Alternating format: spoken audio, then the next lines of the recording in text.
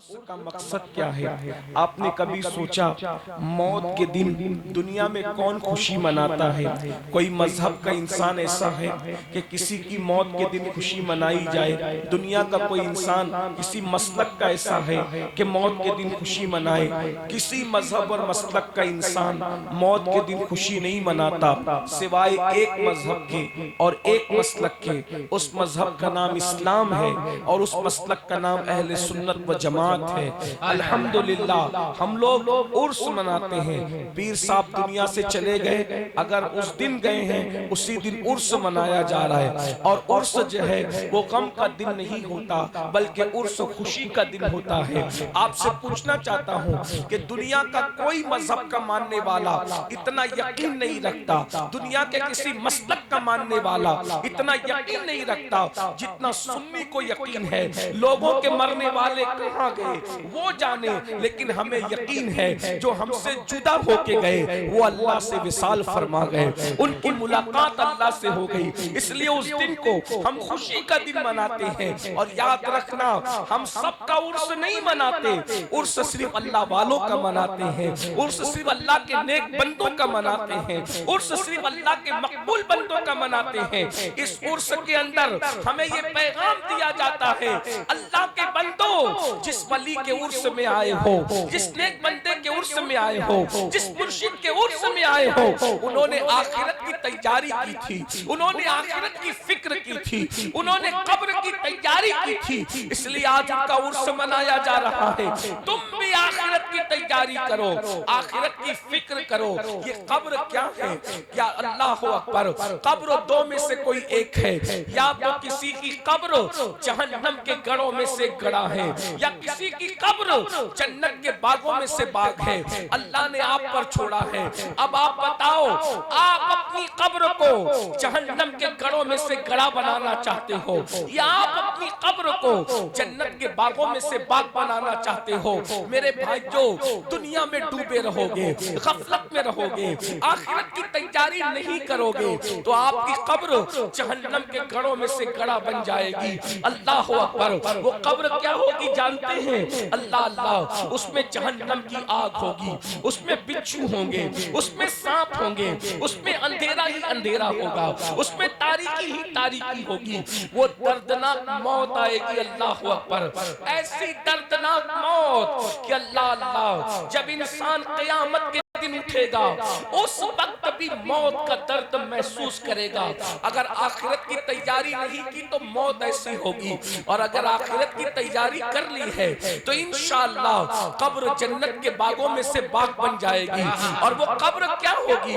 اتنی کشادہ قبر کر دی جائے گی، جہاں تک مومن کی نگاہ جاتی ہے وہاں تک اس کی قبر کشادہ کر دی جاتی ہے۔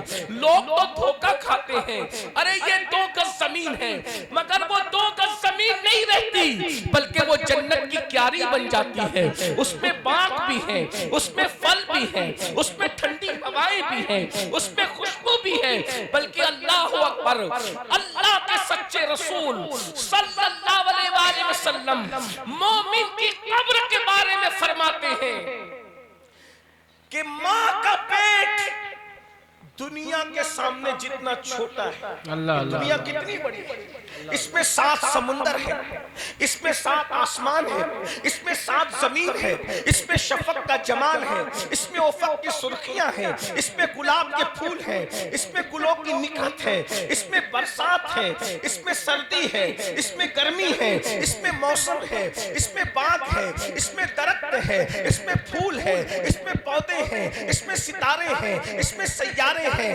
اس میں مرغ کی بانگ ہے، اس میں چڑیوں کی چہک ہے، اس میں رات کی تاریکی ہے، اس میں صبح کا اجالا ہے، اس میں نسیم سحر ہے، یہ ساری اس کائنات کے اندر ہے۔ آقا ارشاد فرماتے ہیں سچے سچے رسول کہ اتنی بڑی دنیا کے سامنے ماں کا پیٹ جتنا چھوٹا ہے، مومن کی قبر اللہ اتنی بڑی کر دیتا ہے کہ اس قبر کے سامنے دنیا اتنی چھوٹی نظر آتی ہے جتنا دنیا کے سامنے सामने माँ का पेट छोटा नजर आता है।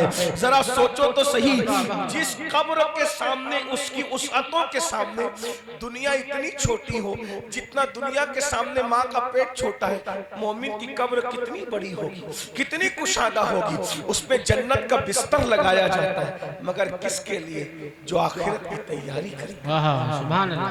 आज बताओ हमने आखिरत की क्या तैयारी की? कुरान कहता है, या अय्युहल्लज़ीना आमनु तक़ुल्लाह वल तंजुर नफ्सुम मा क़द्दमत लिग़द। ऐ ईमान वालों, अल्लाह से डरो और आखिरत की क्या तैयारी कर रहे हो, आखिरत के लिए क्या भेज रहे हो, आखिरत के लिए क्या रवाना कर रहे हो, इस बारे में गौर करो, सोचो। वत्तकुल्लाह, अल्लाह से डरो। इन्नल्लाह खबीरुम बिमा तामलून। अब मैं आपसे पूछता हूँ, बहुत देर तक आपको इम्तिहान में नहीं रखूंगा, मुख्तसर वक्त के लिए पूछता हूँ, बताओ हमने आखिरत की क्या तैयारी की? आखिरत में हम अपनी खेतियां साथ नहीं ले जाएंगे, आखिरत में हम अपने बच्चे साथ नहीं ले जाएंगे, आखिरत में हमारी बीवी हमारे साथ नहीं जाएगी, आखिरत में माँ बाप भी साथ नहीं जाएंगे, आखिरत में जायदाद भी साथ नहीं जाएगी, आखिरत में दौलत भी साथ नहीं जाएगी। आखिरत में क्या साथ? क्या आपने नहीं सुना? आदि से ज्यादा जिस सिकंदर ने दुनिया को फतेह किया, जब वो सिकंदर 32 साल 8 महीने की उम्र में उसका इंतकाल हुआ, जिसे दुनिया सिकंदर आजम कहती है, उसकी उम्र सिर्फ 32 साल 8 महीने थी। 16 साल की उम्र में वो दुनिया फतेह करने निकला, 16 साल, और 16 साल 8 महीने में उसने आधी से ज्यादा दुनिया फतेह की। आप गौर कीजिए कितना ज़हीन होगा वो शख्स। उसका बाप यूनान के एक देहात का हुक्मरान था। सिकंदर ने प्लान बनाया कि मेरा बाप एक देहात का हुक्मरान, यूनान के एक देहात का हुक्मरान है, मैं पूरी दुनिया फतेह करूंगा। 16 साल की उम्र में उसने ये दुनिया फतेह करने निकला। और उस दौर में जब दुनिया इतनी तरक्की पर नहीं थी, कितना मेहनती रहा होगा वो, कितना होशियार रहा होगा वो, कितना दाना रहा होगा वो, कि उसने सिर्फ 16 साल 8 महीने के अंदर आधी से ज्यादा दुनिया फतह की। और मकाम बाबल इराक के अंदर उसको टाइफाइड की बीमारी हुई, और टाइफाइड की बीमारी में उसका इंतकाल हुआ। तो जब वो दुनिया से जाने लगा तो रो रहा था, रोते हुए कह रहा था, मैंने 16 साल मेहनत करके आधी से ज्यादा दुनिया फतेह कर ली है, लेकिन अब मेरा इंतकाल हो जाएगा, मैं मर जाऊंगा। तो दोस्तों ने कहा, टाइफाइड की बीमारी कोई बड़ी बीमारी नहीं है, इसमें कोई मरना जरूरी नहीं है। तो उसने कहा कि मैं जो महसूस कर रहा हूं कि मैं मर जाऊंगा तो मर जाऊंगा, लेकिन मैं तुम्हें वसीयत करता हूं, जब मैं दुनिया से जाऊंगा तो उस वक्त जनाजे के बाहर मेरे हाथ कर देना, कफन के बाहर मेरे हाथ कर देना। लोगों ने पूछा था क्यों? कहा था सिकंदर ने, ताकि दुनिया को पता चल जाए, जिसने इतनी मेहनत करके, रातों दिन मेहनत करके, न खाना देखा, न पीना देखा, न सोना देखा, न सर्दी देखी, न गर्मी देखी, पूरी दुनिया को फतेह करने का ख्वाब देखने वाला सिकंदर आजम जब आधी से ज्यादा दुनिया फतेह करके दुनिया से जा रहा है, तो जनाजे में खाली हाथ जा रहा है, ताकि दुनिया को पता चल जाए इंसान कुछ भी फतह कर ले, मगर वो दुनिया से कुछ नहीं ले जा सकता। कुरान कहता है, ला तंसा नसीबक मिनद दुनिया, दुनिया से अपने नसीब का मत भूलो। अल्लाह अल्लाह। सिवाय कफन के कुछ नहीं ले जाओगे। हमने क्या तैयारी? जो साथ नहीं ले जाना है, जो साथ नहीं ले जाना है, उसके लिए 8-8 घंटे मेहनत कर रहे हो, 12-12 घंटे मेहनत कर रहे हो, 14-14 घंटे मेहनत कर रहे हो, लेकिन जो साथ ले जाना है उसके लिए 10 मिनट भी नहीं निकालता, उसके लिए 15 मिनट भी नहीं निकालता। 12-12, 14-14 घंटे किसके लिए मेहनत कर रहे हो? माल के लिए। हम ये नहीं कहते माल मत कमाओ, कमाओ, माल सबकी जरूरत है, माल की जरूरत है, सबको है, हम माल कमाने से मना नहीं कर रहे, लेकिन जो माल साथ नहीं ले जाओगे उसके लिए 8-8 घंटे, 10-10 घंटे, 12-12 घंटे मेहनत, और जो नेकी साथ ले जाओगे उसके लिए 10 मिनट का टाइम नहीं निकालना।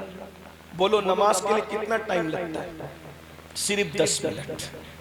نماز کے صرف 10 منٹ لگتے ہیں۔ اور ایک بات یاد رکھنا، ہم نماز پر اس لیے زور دیتے ہیں کہ اللہ کے رسول صلی اللہ علیہ وسلم نے فرمایا کہ قیامت میں سب سے پہلا سوال نماز کا ہوگا۔ اگر نماز کا حساب تمہارا ٹھیک ٹھاک اور صحیح رہا تو آگے کا سارا معاملہ تمہارا کلیئر رہے گا، اور اگر نماز میں تم پھنس گئے تو پھر تمہیں کوئی نہیں بچا سکتا۔ آج ہم نماز سے کوسوں دور ہیں۔ بہت معذرت کے ساتھ سب سے کمزور اگر نماز میں کوئی قوم ہے تو وہ ہماری سنی قوم ہے۔ اللہ اللہ اللہ، نماز پڑھنا ہی نہیں چاہیے۔ ہاتھ مت اٹھانا، ہاتھ اٹھانے کی بات نہیں کر رہا، لیکن اگر پوچھا جائے نا کہ کتنے لوگ فجر پڑھے ہیں تو میں سمجھتا ہوں کہ 90 سے زیادہ % لوگ فجر نہیں پڑھے ہوں گے۔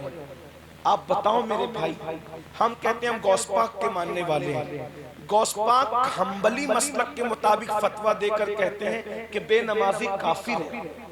سیدنا فاروق اعظم کا فتویٰ بے نمازی کافر ہے، عبداللہ ابن مسعود کا فتویٰ بے نمازی کافر ہے، مولا علی کا فتویٰ بے نمازی کافر ہے۔ آپ سے پوچھنا چاہتے ہیں، حالانکہ ہم حنفی المسلک ہو کر ڈائریکٹ بے نمازی کو کافر نہیں کہتے، ان فتاووں کی ہم تعویل کرتے ہمارے امام کے مسلک کے مطابق، لیکن آپ غور تو کیجئے، اللہ کے رسول علیہ السلام نے فرمایا مرتے وقت سب سے زیادہ عذاب اور تکلیف اگر کسی کو ہوگی تو بے نمازی کو ہوگی۔ بے نمازی کو مرتے وقت تو اللہ بہت تکلیف دے گا، اتنی تکلیف ہوگی بے نمازی کو۔ اللہ کے رسول، دیکھو حضور کی بات پہ یقین ہے، حضور کی بات پہ یقین ہے، حضور کی بات پہ یقین ہے، الحمدللہ۔ ہمیں اپنے نبی کی بات پر اتنا یقین ہے، ہمیں اپنی ماؤں کا بیٹا ہونے پہ جتنا یقین ہے اس سے زیادہ ہمیں آمینہ کے لال کی باتوں پر یقین ہے۔ سبحان یا اللہ۔ رسول اللہ، ہم آپ پر یقین نہ کریں تو کس پر یقین کریں؟ میرے بھائیوں اور میری بہنوں، میری بات پر یقین مت کرو لیکن میرے نبی کی بات پر یقین کرو۔ اب رسول اللہ کا فرمان سنو، دل کے کانوں سے سنو۔ میرے بھائیوں، 60 سال جیو، 70 سال جیو، 80 سال جیو، 100 سال جیو، 200 سال جیو، کتنا بھی جیو، لیکن ایک دن موت آئے گی۔ ہمارا یقین ہے